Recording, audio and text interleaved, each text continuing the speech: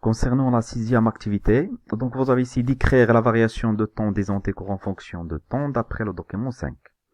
نرجع للمهارة ديال الوصف la description. دونك عندنا هنا صف تغير نسبة مضادات الأجسام بدلالة الزمن انطلاقا من الوثيقة رقم 5. Donc voilà le document 5, pardon, ici on parle de document 5. Donc ici on a la protection assurée par la sérothérapie. يعني الحماية المؤمنة من طرف الاستمصال. يعني كنا هضرنا على التلقيح لا فاكسيناسيون، دابا كنهضروا على واحد الحاجة واحدة أخرى اللي هي الاستمصال. دونك حنا نهضروا دابا على الوصف ومن بعد نشوفوا ماذا نقصد بالاستمصال. Donc ici vous avez deux axes. Un axe qui représente le taux d'anticorps antitétaniques dans le sang et un autre qui représente le temps en semaine. Donc après l'injection de sérum, et vous connaissez tous que le sérum c'est la partie liquide du sang qui contient des anticorps.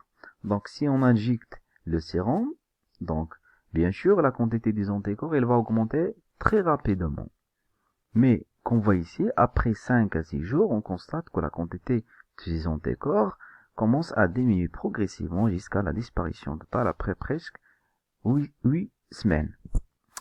Donc واحد إذا نبدأ بوصف المبيان. إذا المبيان يمثل نسبة مضادات الأجسام ضد الكزاز في الدم بدلالة الزمن بالأسابيع. إذا عند حقن يعني المصل، وحنا نعرفوا على أن المصل هو الجزء السائل من الدم الذي يحتوي على مضادات الأجسام.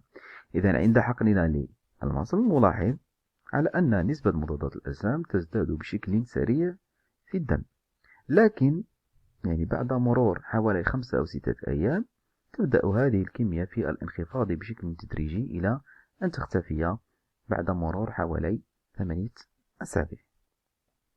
Alors comme réponse, on peut dire que on constate qu'après l'injection de sérum antitétanique, la quantité des anticorps s'augmente rapidement, puis se diminue progressivement jusqu'à la disparition après quelques semaines. كما قلنا بعد حقن مصل يحتوي على مضادات الأجسام ضد الكزاز تزداد كمية مضادات الأجسام بشكل تدريجي أو بشكل سريع، ثم تبدأ في الانخفاض بعد مرور 5 أو 6 أيام إلى أن تختفي بشكل كلي. Alors concernant la septième activité, donc déduire l'effet de la sérothérapie d'après le document ou les documents 5 et 6. استنتج تأثير أو مفعول الاستمصال انطلاقا من الوثيقتين 5 و 6. إذا هذا المصطلح هذا اللي هو كنا ديجا هضرنا عليه في لا ديسكريبسيون، السيروثيرابي الاستمصال. نشوفوا المبدأ ديال هذا الاستمصال أو المفعول ديال هذا الاستمصال فهو يقوم على ماذا. Donc on commence par le document 5. Donc ici vous avez la protection assurée par la sérothérapie. C'est-à-dire que la sérothérapie consiste à injecter un sérum qui contient des anticorps spécifiques pour neutraliser et attaquer les antigènes. Ici vous avez le principe de la sérothérapie. يعني مبدأ الاستمصال. Le sérum est un liquide physiologique prélevé du sang et contient des grandes quantités des anticorps spécifiques utilisés pour soigner quelques cas de toxicité causée par une infection microbienne, toxines bactériennes, toxines des serpents ou des scorpions. إذا كما تلاحظون في الصورة، إذا عندنا هنايا بعض المعلومات.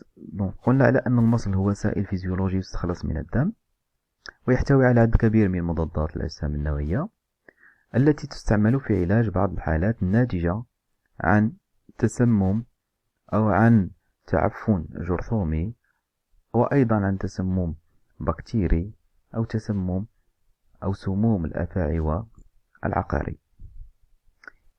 Alors, comme réponse, on peut dire que la sérothérapie, l'istimsal, consiste à injecter un sérum qui contient des anticorps spécifiques contre un agent donné. الإستمصال يقوم على حقن مصل يحتوي على مضادات أجسام نوعية ضد مولد مضاد معين. يعني كل مولد مضاد تلقاو يعني مضادات أجسام خاصة به، نقوم بحقنها. هذه المضادات تهاجم المولد المضاد ثم تقوم بالقضاء عليه، وبهذا نكون قد ساعدنا يعني الجهاز المناعي.